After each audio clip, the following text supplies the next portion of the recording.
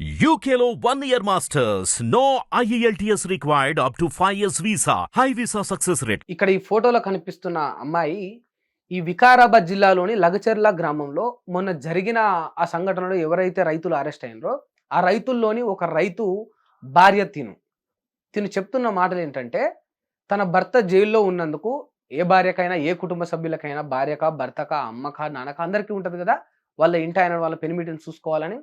సరే అన్యాయంగా అరెస్ట్ చేసిరా న్యాయంగా అరెస్ట్ చేసిరా పక్కన పెడితే, అరెస్ట్ కాబడ్డట్టు గనక తన బాధ్యత తన ప్రేమ ఉండలేక తన భర్తను చూడడానికి జైలు దగ్గరికి పోతే అక్కడ ఉన్న ఒక పోలీస్ అధికారి మీ భర్తను చూడాలంటే నాకు కొంత అమౌంట్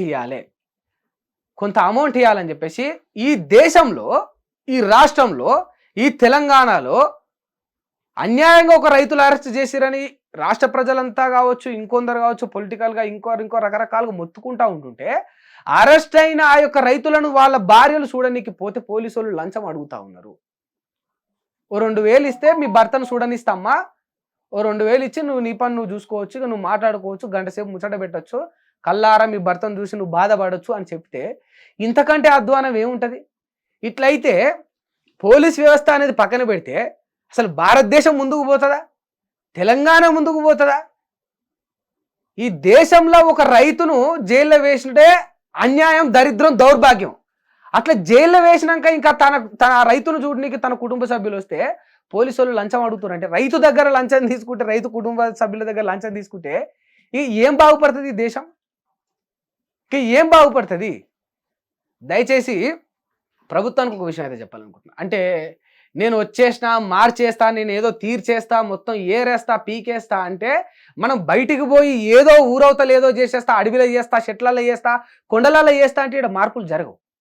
సమస్య ఫస్ట్ మన ఊర్లో ఉన్నది, మన గ్రామంలో ఉన్నది, మన పక్కింటి ఆయన దగ్గర ఉన్నది, మన ఎదుటింటి ఆయన దగ్గర ఉన్నది. గట్టిగా మాట్లాడితే మన ఇంట్లో సమస్య ఉన్నది.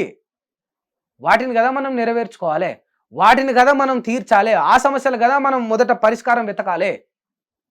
మన రాష్ట్రంలోని పోలీసులు ఒక రైతు కుటుంబ సభ్యుల దగ్గర లంచం అడిగితే నువ్వు మన పక్క రాష్ట్రాలకు పోయి ఇంకేం అభివృద్ధి చేస్తాం? మనం వేలకేట్ల పెట్టుబడులు తీసుకొచ్చి ఇంకేం బాగు చేస్తాం ఈ రాష్ట్రాన్ని? ఇటువంటి దౌర్భాగ్య పరిస్థితి రాష్ట్రంలో నెలకొన్నప్పుడు దయచేసి ఆలోచన చేయండి. ఇటువంటి సమస్యలకు ఎప్పుడైతే ఒక పరిష్కారం అనేది వస్తుందో, ఇటువంటి వాటికి ఎప్పుడైతే ఒక ఎండ్ కార్డు పడుతుందో అప్పుడే ఈ రాష్ట్రం ఒక అభివృద్ధి పదంగా న్యాయబద్ధంగా నడుస్తున్నట్టు. అంతవరకు మనం ఎన్ని మాటలు చెప్పి ఎన్ని వేల కోట్ల పెట్టుబడులు తెచ్చినా కూడా ఇక దానికి ఉపయోగం అనేది ఉండదు.